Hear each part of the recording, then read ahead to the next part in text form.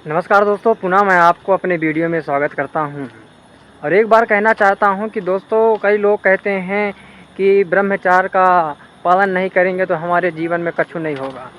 दोस्त, मैं आपसे एक बात कहना चाहता हूं कि जीवन में अगर तुमने ब्रह्मचार्य का पालन नहीं किया ना, तो ये जीवन पूरी तरह से बर्बाद हो जाएगा। ये जीवन पूरी तरह से गंदी नाली का कीड़ा बन जाएगा।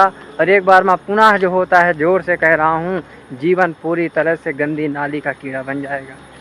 दोस्त, यकीनन मैंने बहुत सारे अपने मित्र यारों को देखा है, मैंने बहुत सारे अपने सहपाठियों को देखा है।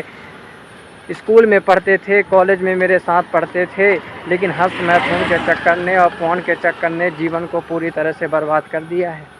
जीवन को पूरी तरह से ख़त्म कर दिया है। उनके सपने मर गए हैं, उनके लक्ष्य मर गए हैं, उनके करियर ख़त्म हो गए हैं। और आज क्या कर रहे हैं? निराशा में डूबे हुए हैं, दुख में डूबे हुए हैं, चिंता में डूबे हुए हैं, शोक में डूबे हुए हैं।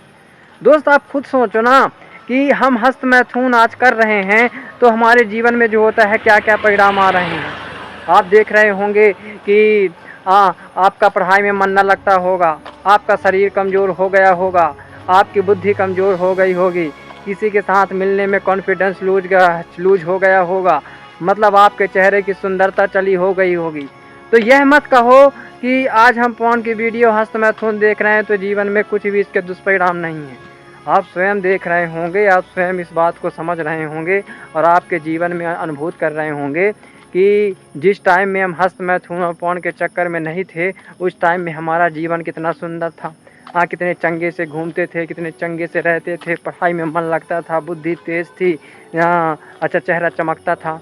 लेकिन आप खुद अपने बात को एनालिसिस करो कि जब से आपने फ़ोन के चक्कर में, हस्त मैथुन के चक्कर में पड़े होगे तो आपका जीवन क्या हो गया होगा। सबसे पहली बात है कि शरीर कमज़ोर हो गया होगा। पहली ही इसकी निशानी है कि अगर आप हस्त मैथुन कर रहे हो, फ़ोन के चक्कर में पड़ रहे हो, तो आपका शरीर धीरे धीरे कमज़ोर होता चला जाएगा। क्योंकि आपके शरीर से आपकी ताकत, आपकी ऊर्जा तो आप व्यर्थ में गंदी नाली में बहा रहे हो। तो सबसे पहली चीज़ है कि आप जीवन की सबसे अमूल्य चीज़ को नाली में बहा रहे हो, जिससे आपका शरीर कमज़ोर हो जाएगा। दूसरी चीज़ है कि आपके जो लक्ष्य हैं, आपके जो सपने हैं, आपके जो एम हैं, वह पूरी तरह से बर्बाद हो गए होंगे। हाँ भाई, जब आप इन चीज़ों में डूबे रहोगे, फ़ोन के चक्कर में, हस्त मैथुन के चक्कर में डूबे रहोगे, तो कहाँ आपके सपने ज़िंदा रहेंगे, कहाँ आपके लक्ष्य ज़िंदा रहेंगे, अच्छा कहाँ आपकी एकाग्रता रहेगी? नहीं रहेगी बाबू, पूरी तरह से ख़त्म हो जाएगी। तीसरी चीज़ आपसे कहना चाहता हूँ कि हस्त मैथुन करने वाले व्यक्ति का कॉन्फिडेंस देखना। कॉन्फिडेंस जो होता है पूरे माइनस में चल जाता है, जीरो भी नहीं कह रहा मैं, माइनस में चला जाता है और जीवन पूरी तरह से बर्बाद हो जाता है भैया। हाँ, किसी के साथ मिलने में, जुलने में, लोगों के साथ सहभागिता में, यानी आपका कहीं भी इंकरेज मन नहीं करेगा। पूरी तरह से लगेगा मान लो अच्छा लोगों से दूर रहूं, लोगों के पास जाने में आपको भय लगेगा, लोगों के साथ रहने में आपको डर लगेगा।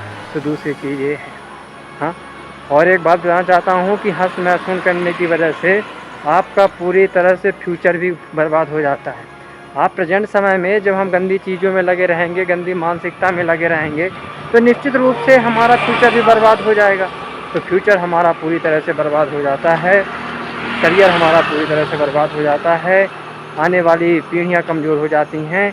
और सबसे बड़ी चीज़ है दोस्तों कि हस्त मैथुन और फ़ोन के चक्कर में पड़ने से हमारा मन, हमारे भाव, हमारे विचार पूरी तरह से गंदे हो जाते हैं, गंदी नाली का कीड़ा बन जाते हैं और इससे हमारा जीवन बर्बाद हो जाता है।